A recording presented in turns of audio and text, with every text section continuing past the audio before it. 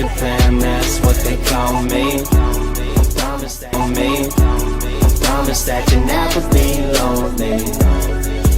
Peter Pan, that's what they call me. Promise that you never be lonely. Promise that you never. Welcome back to my YouTube channel. My name is Bianca, and today on our list we have a scary true story. But for those who know me, y'all know I scared bad, and y'all know I scared the dark. So I found this video. I've never watched it before because I never watch scary stuff, only the funny pranks, and that's it. I found this and it looks interesting, so let's get started.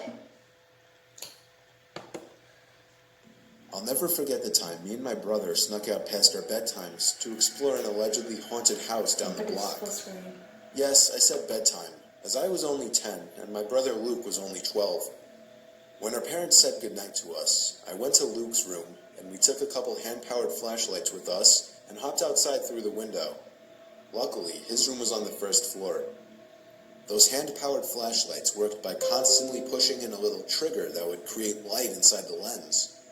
They were noisy as hell, but they were convenient. Once we were out...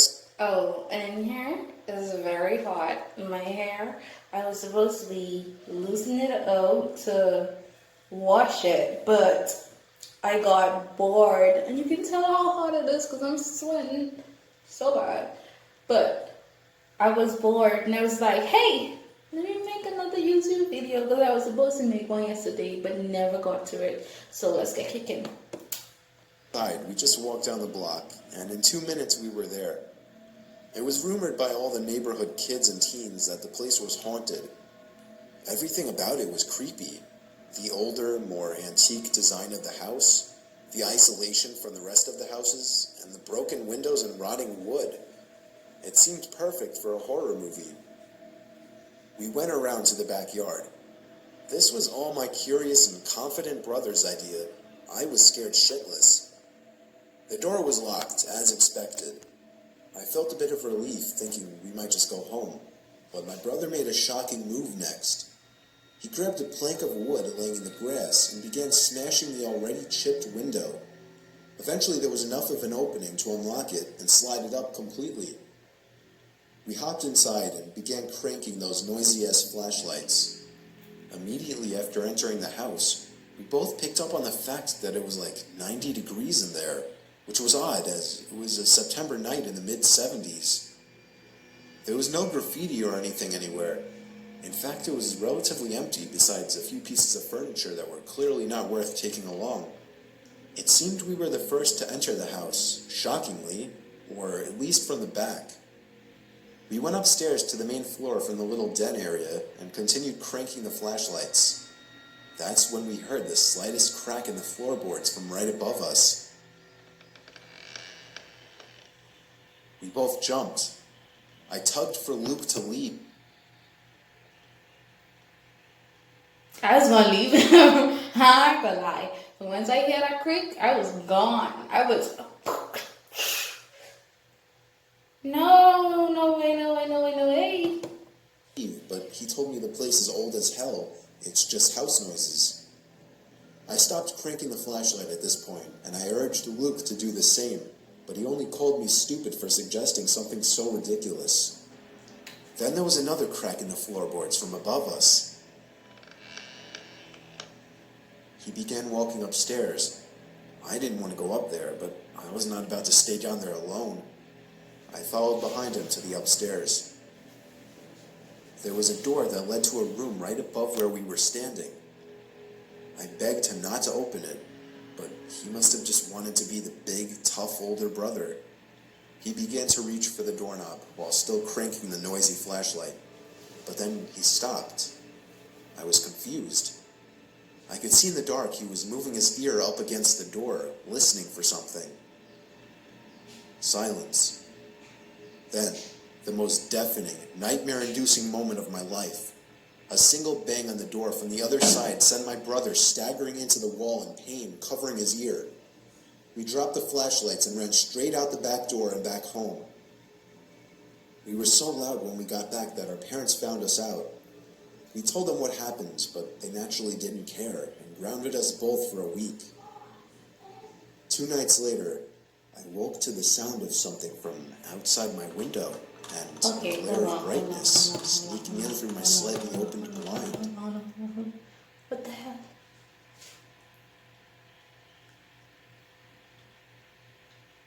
I don't know what.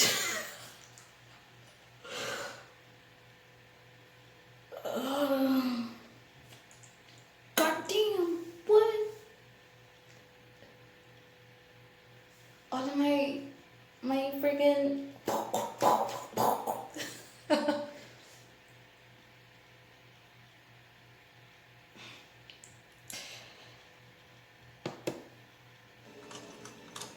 I sat up, and my heart sank when I realized it was the sound of the crank to my flashlight. I stood up and looked out the window, and that's when it stopped. There was nothing but complete blackness out there after that. I woke the next day barely remembering what happened, and I still hope today that that part was just a dream.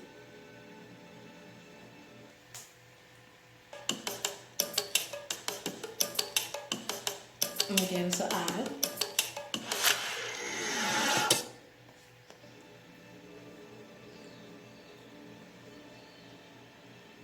This is a story that happened to me recently. I was still in my first year of university, and I've only just made friends with a few other students. Albeit an old and notorious university for its ghostly figures and paranormal activity, the campus janitors and security were all too familiar with unusual reports. The art and design faculty was subjected to the oldest campus of the 4 separate buildings, and the block my class happened to progress in was the allegedly haunted section as well. It was late in the afternoon, just before 5, and my friend needed to use the restroom. So, this nigga always get me dragged in some haunted shit. Like what? So, stay from me, okay? Cause, come on, can't be like that. She asked me to accompany her, and I obliged, seeing it as an opportunity to rest my eyes from the strains of the projector. She rushed into one of the stalls, and I waited outside the bathroom. Feeling that she would take longer than I initially anticipated, I decided to walk back to class without telling her. As soon as I sat down, she barged into the class, calling out for me. According to her claim, she heard the sink's tap turn on and thought it was me playing a prank. As she opened the door, she saw no one else in the restroom besides herself, yet the other stall next to her was locked from the inside. Thinking it was someone else in the toilet, she asked if it was me. No answer. Curious, she looked down the gap but saw no shoes or legs, yet heard feminine whispers and humming from that particular stall. Frightened, she left without saying another word.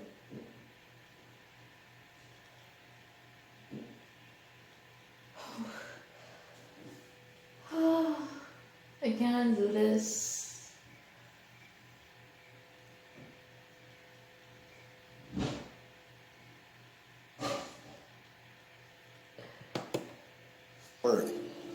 Class ended and we went home, but the thought of the occurrence remained. We later learned from one of the janitors that no one should ever be in the restroom after 5 in the evening, as there is a known ghost of a woman who resides in the stalls. Needless to say, as juniors in the university, my friends and I decided to never use the bathrooms after the designated time. I'm not in any way saying these claims are true, but everything I told you is true in regards to what I was told. Whether these things I was told by my friend and the janitor are true or not remains a mystery to me.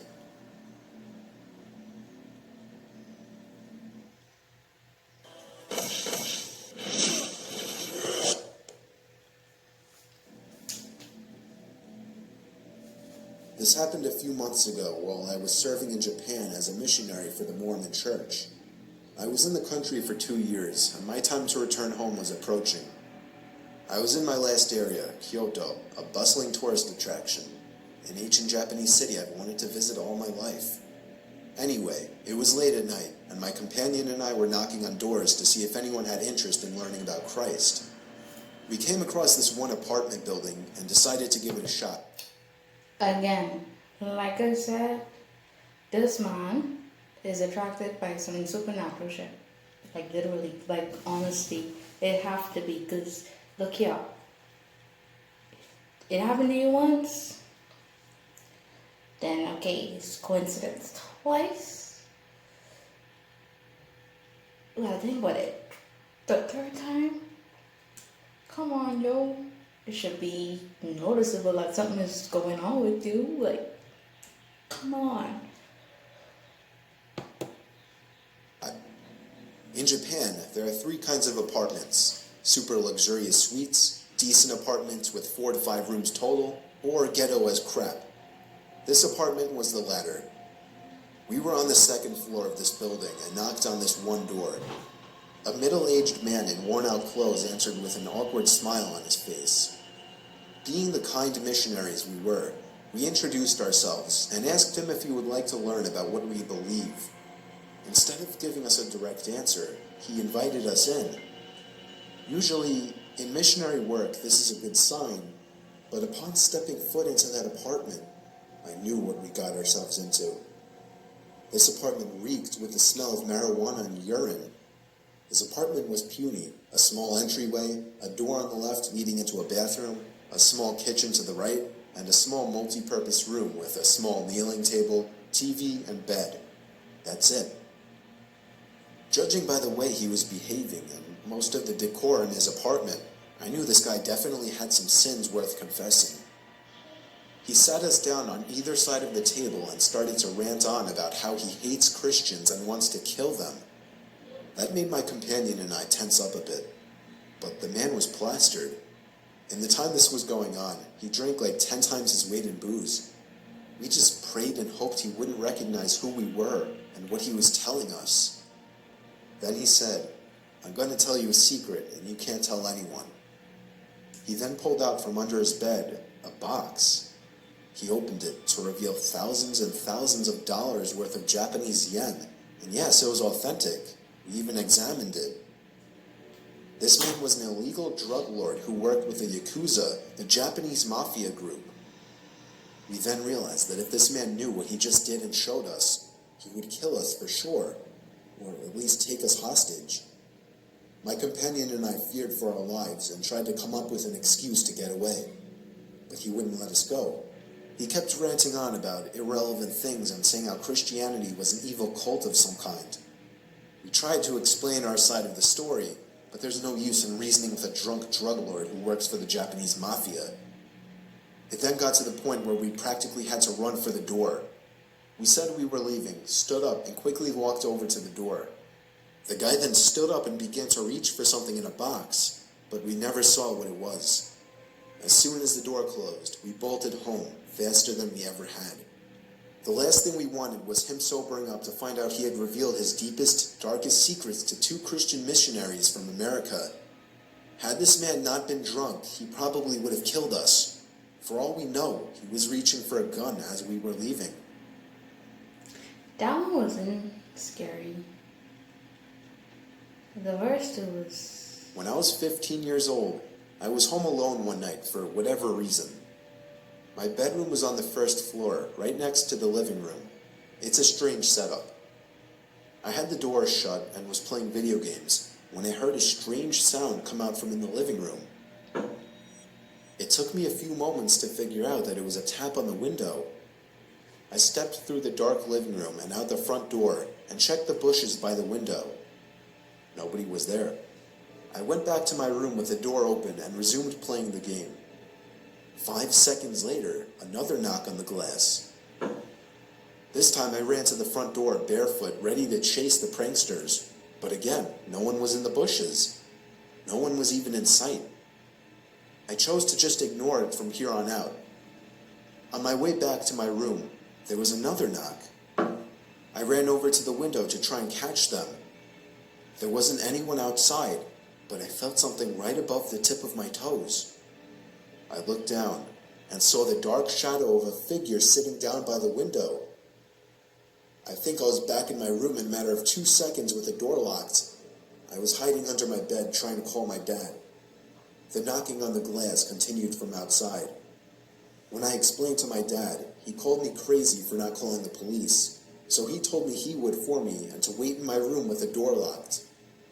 I'd say about 5 minutes later, the knocking stopped, and 10 minutes later, the cops arrived.